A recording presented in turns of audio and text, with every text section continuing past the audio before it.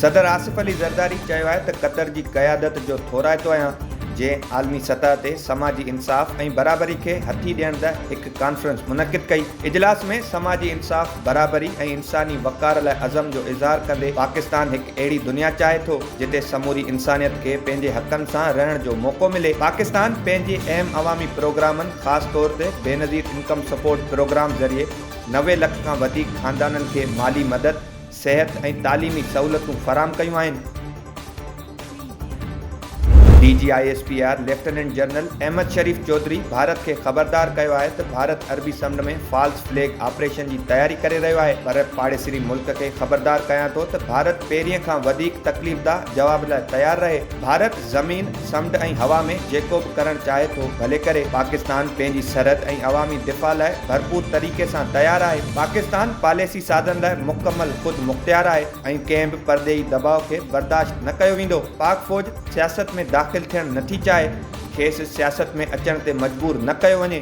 Governor राज मुतलिक़ फ़ैसिलो हुकूमत जो इख़्तियार आहे।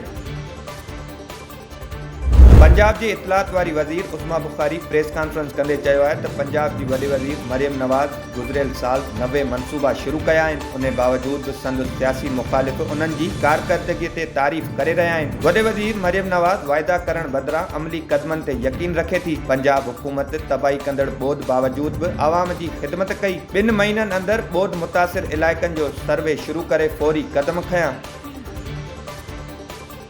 सीनियर सूबाई वज़ीर शर्जील इनाम मेमण चयो आहे त सिंध हुकूमत जल्द ई औरतुनि खे मुफ़्त पिंक स्कूटी फ़राहम करण जो ॿियो मरहलो शुरू कंदी। औरतुनि खे ड्राइविंग लाइसेंस हासिल करण, तरबियती कोर्सनि में हिसो वठण ऐं रजिस्टर थियण जी हिदायत करियूं था। ट्रांसपोर्ट खातो शागिर्दियाणियुनि ऐं नौकरी पेशा औरतुनि खे मुफ़्त तरबियत ऐं मुफ़्त लाइसेंस सां गॾु स्कूटी फ़राहम करण जो इरादो कयो आहे त जीअं उन्हनि जे रोज़ाने सफ़र जी ज़रूरतुनि खे आसान बणाए सघिजे। पहिरें मरहले में मनसूबे खे अवाम खां गैर मामूली मोट मिली। औरतूं ड्राइविंग सिखी, लाइसेंस हासिल कया ऐं पिंक स्कूटी इस्तेमालु करणु शुरू कयूं आहिनि।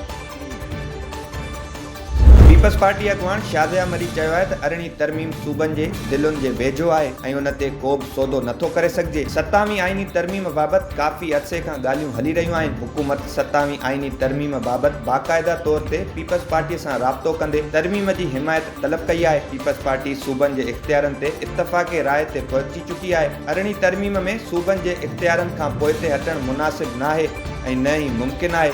27वीं आईनी तरमीम बाबति हुकूमत जी तजवीज़ खे पीपी क़यादत CIC कमेटीअ में रखंदी, जंहिंजो फ़ैसिलो CIC इजलास में कयो वेंदो। नून लीग सां अवामी मसइलनि ते बहस कंदे 27वीं आईनी तरमीम खे बि अवामी नुक़्ताए नज़र खां ॾिठो वेंदो।